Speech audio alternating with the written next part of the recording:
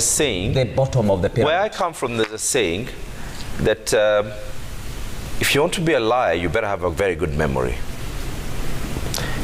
First of all, Raila did not swear himself in. We swore him in. And we take responsibility. You carried him to Uhuru Park? Myself and all the others. He did not swear himself in. And secondly, there was no act of treason. And that's the reason why yourself and others who at that time you felt very, very comfortable with were unable to actually charge him with treason. We saw him as the people's president. He still is the people's president till today. You like it or you hate it. It's up to you. Secondly, the charges that you always try and insinuate the Prime Minister on in the 1980s, he was charged in August 1982. By March of 1983, those charges were dropped.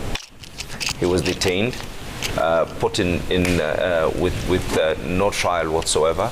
In fact, at that time, there was the public security regulations. There were not even laws that were detaining this gentleman. For a good almost 9 years of his life, he ended up being detained. This was just one of the excuses that was used for him to be detained. And when you mentioned that Raila has been Prime Minister before, yes, he has. And let me tell you what happened when he was Prime Minister. When he was Prime Minister, it was a time when this country was able to actually say that we need free primary school education, and it happened. It's the time. Shake your head, nod your head, but I'm hoping that you're nodding it in appreciation. During his time, the SGR was signed at a lesser amount of money. Today, we're grappling in debt. That debt that was signed during a time when the Deputy President was in full command of this country. You cannot tell us that as part of an executive, he was not even able to do anything else.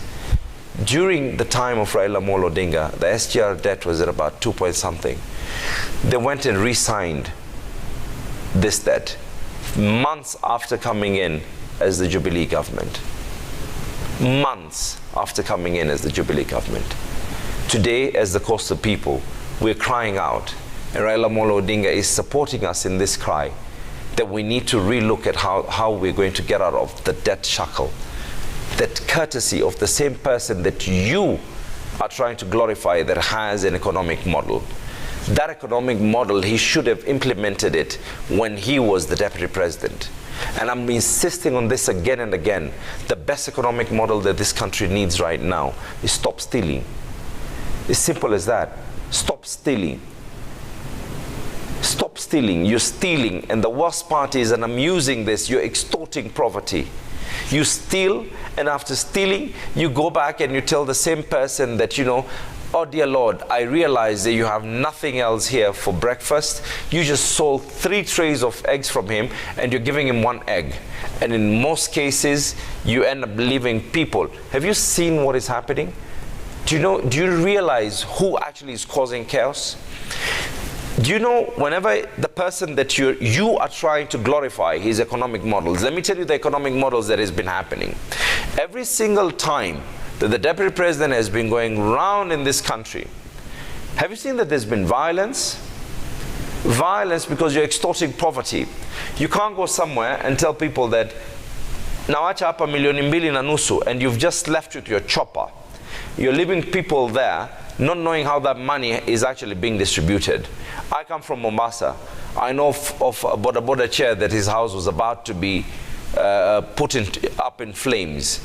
I know people who ended up having problems. It's been the media, the same media that you try to glorify, and you're telling us about OCA principles being let down and the rich are trying to give to Raila Amolo Odinga. Mention that as well. That the people who started burning tires on the street in Central Province because it was perceived that Ruto went there and gave out some money. Mention that, you know, he went out and tried to give some money in Kisumu as well. You're extorting poverty. You're not even Robin Hood. Because you're not stealing from the rich, you're stealing from the same poor people. The same people who are taking Fuliza loans, they're taking those Fuliza loans courtesy of yourself. The same people who are languishing in poverty, The same 14 million people that you're talking about, you caused it. You are the one who caused it. When Raila Amolo Odinga was Prime Minister, that you rightfully put he was the Prime Minister, the poverty index in this country was not as it is. So do not tell us anything about that. And first of all, William Samoei Ruto did not even go ahead and even say no to the BBI loan. He led the no campaign in the last time. This is a person who does not believe in devolution. And I'm not saying this because I'm putting words into his mouth. He said it himself. He did not believe in a constitutional change where people, you would not even be speaker here today. Do you know that? If it was not for Raila Amolo Odinga and the others, I don't know where you were part and parcel of the yes or no then. But Ruto, William Samoei Ruto, was against not just the BBI. And I'll tell you one thing. You want to know the qualities of the person that we're talking about and you feel that we're glorifying him? Let me give you those qualities that he believes in.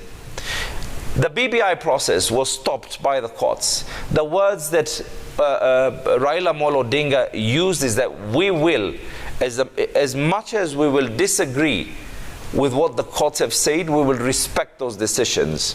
That is Raila Amolo Odinga for you. Of course, all right? You gotta have to let me finish. Also. I mean, I let you try and explain things, and I'm saying this again. Where I come from, there's a saying: if you want to be a liar, you better have a very good memory.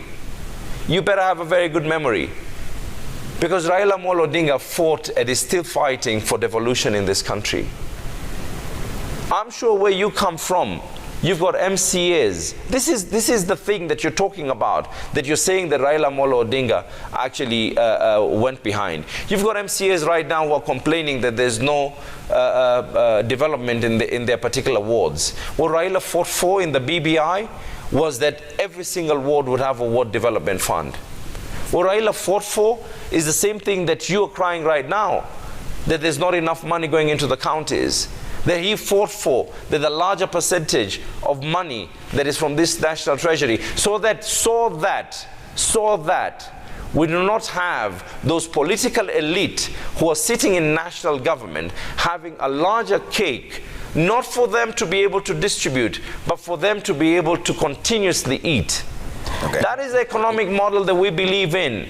Stop stealing from the poor, give money back to where it deserves, take money back to the grassroots. You're talking about BBI being stopped by the courts. Let me tell you what the court stopped. The court stopped millions of Kenyans who appended their signatures as per the IABC regulations. The court stopped all those counties that actually went ahead and approved the BBI. The court stopped the National Assembly's approval of the BBI. The court stops the Senate's approval of the BBI. So the court approved the views, and we respect those views. Gentlemen, let's cool down this temper.